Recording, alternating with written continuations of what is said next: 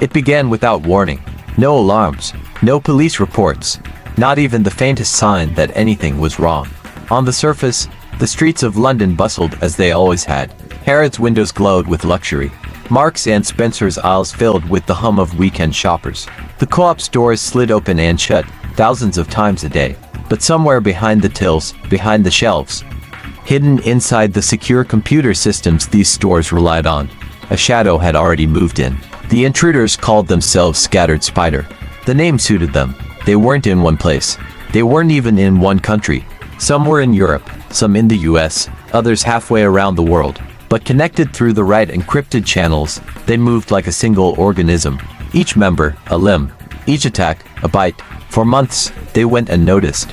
There was no reason for staff to suspect that as customers tapped their cards or swiped their phones, the details of those transactions, names, account numbers, encrypted IDs, were slipping silently away. The breach didn't begin with some grand cinematic hack, the kind you see in movies. It started with one email. It landed in an inbox on a Tuesday morning. The subject line, urgent, security update required.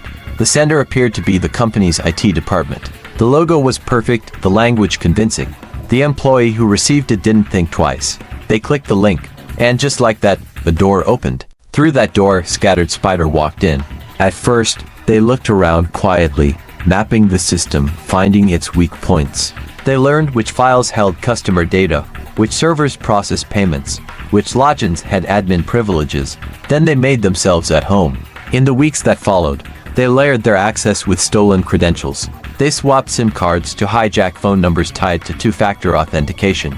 They impersonated executives in phone calls to staff, extracting more passwords and security codes. They even convinced third-party contractors, trusted partners, to give them direct system access. It was social engineering at its most dangerous. Not breaking in through the front door, but persuading the guard to open it for you. By the time the first anomalies were spotted, strange traffic patterns, unexplained server activity, it was too late. The group had already harvested millions of data points. The financial toll was staggering. Marks and Spencer alone would later report losses exceeding £300 million. Harrods, the co-op, and several other major retailers suffered similar fates. But money was only part of the wound. Customer trust, carefully built over decades, was shattered overnight. The thought that their most private information had been stolen left customers furious and afraid. And across the Atlantic, the story was repeating itself. American retailers were hit with an almost identical attack. Even banks and defense contractors began reporting breaches. The same tactics, the same data for sale listings on the dark web. The fingerprints were the same, digital fingerprints belonging to Scattered Spider. The investigation could no longer stay within national borders.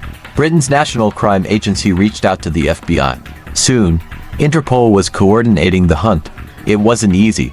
The hackers covered their tracks with layers of proxies, routing through multiple countries.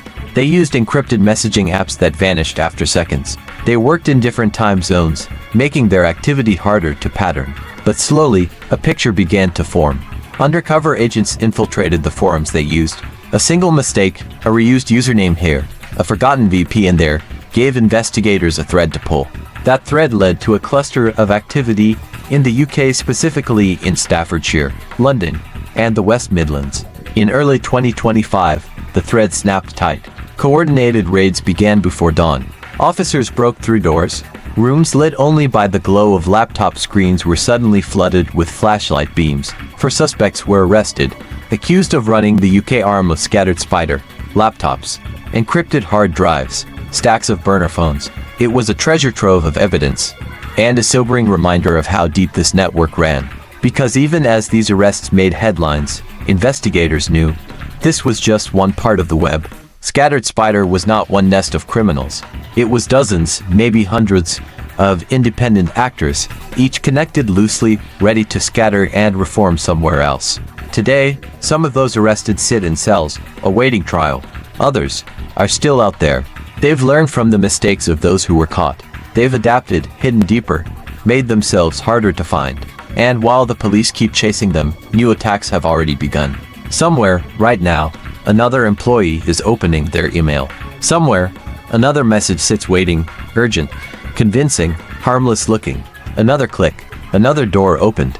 Once, the most dangerous criminals carried guns, broke into safes, and drove away in stolen cars.